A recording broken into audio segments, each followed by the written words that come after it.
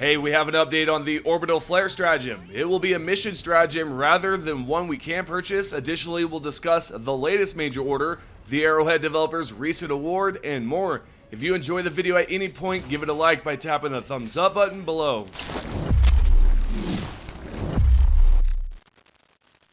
Recently, there's a data miner tier 5 NPC discovered a file containing information about the newest Orbital Flare Stratagem and was able to use it in game. I covered it recently on the channel, and well, this fella recently updated us on it and informed us that it's going to be a mission stratagem instead of a stratagem that you would typically purchase at the ship's terminal. If you look at the stratagem displayed here, you'll notice that there are 4 triangles with 1 at each corner. For example, this can be found on the SOS, Reinforcement, and Resupply stratagems. The Orbital Flare Stratagem has the same exact triangles on each corner, and with that, this right here will be an extra stratagem given once we start to see those darker planets with hardly any light. Alright, next we have an update on the latest major order that we literally smashed within a few hours. We were ordered to take out 100 million Terminids, and of course we already completed the recent MO as of yesterday. Now what's interesting about it all is that this is going to be a strong indication that the Hive Lord is close, or we're about to experience something like Meridia 2.0.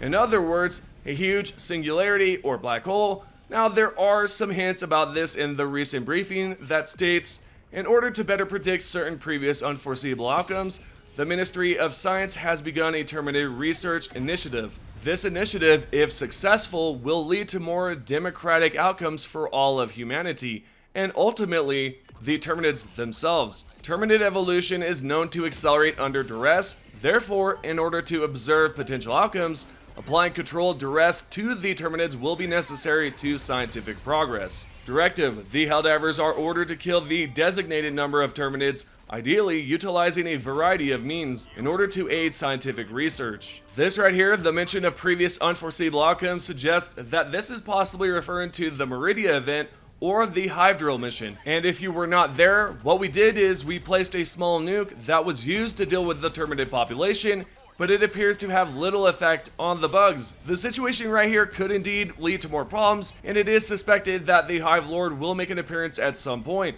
I'm guessing either this month or the next, depending on when the developers update the game. Currently, there are no models for the Hive Lord, but once we see the next big update, I'm sure we'll see the in-game model as well. So, when do you think we'll see the Hive Lord? Let me know.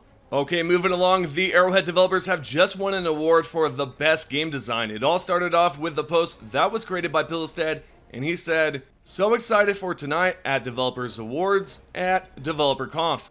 We are nominated for the best game design, best technical innovation, and best studio." Then the creative director posted this about 2 hours later with excitement and said, "Best game design, let's go." Then right here you can see that the Developer Star Award is right there. Congratulations to Arrowhead Game Studios and Sony for a great accomplishment. Despite all the negativity surrounding the blocked regions, the developers deserve a pat on the back for this achievement.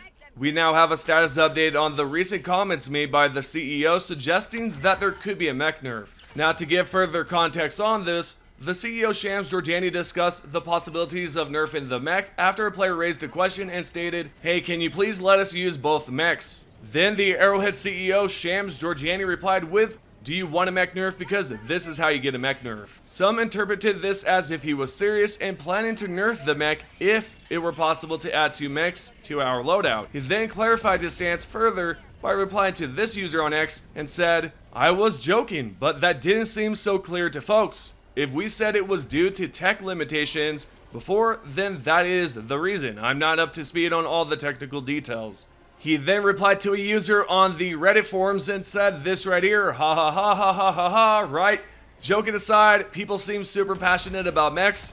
I have no idea what's planned for them, but after today's reaction, I'm gonna find out." So what do you think? Do you think he was joking or not? It seems serious to me when the player inquired about adding 2 mechs to a loadout. I'd love to know what you think. Let me know down below in the comments. Now there is a Reddit post right here by this username Anonymous X12, if that's how you say it, and this user said, "I just don't like maxed resources. I get the arguments that having a currency exchange would make things move quicker. I understand I'm not looking to make the game move quicker, I just don't like maxed or useless resources. As a compromise, I'd be happy with the absolute most insane exchange rates you can think of. 30,000, 40,000, and 50,000 requisition slips just for one common rare super sample. 50 common samples just for one rare sample.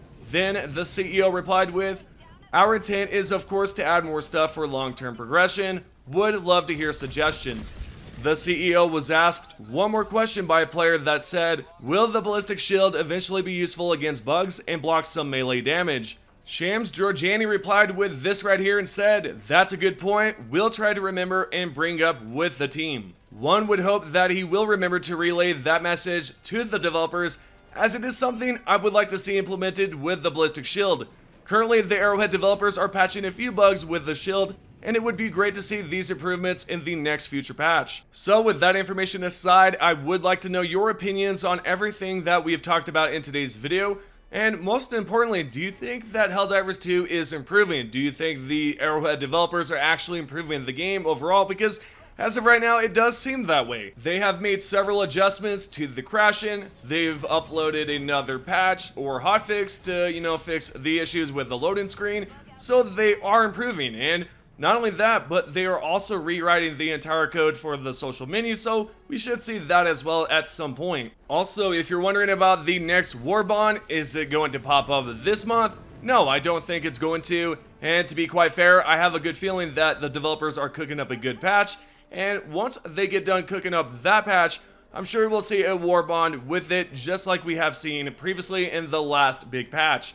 You can even see a message right here, or a post by Twinbeard, where he states that the cadence for the war bond is going to be a bit longer. So it's going to be pushed out a bit further out until, again, we see that next big patch. So yeah, honestly, I think the Arrowhead developers are going in the right direction, and to be quite fair, they're actually improving. They're not just not listening to us, they are listening to the feedback, they're talking to us, they have great communication. And sure, some things are not the way we would like it to be, but at the same time, they are improving. So I say, give them some more time and they'll cook up a good patch, and we'll be back on track as we once were with Helldivers 2. And with that, this is your Helldivers 2 news. If you guys would like to be featured in the next video, all you have to do is comment down below.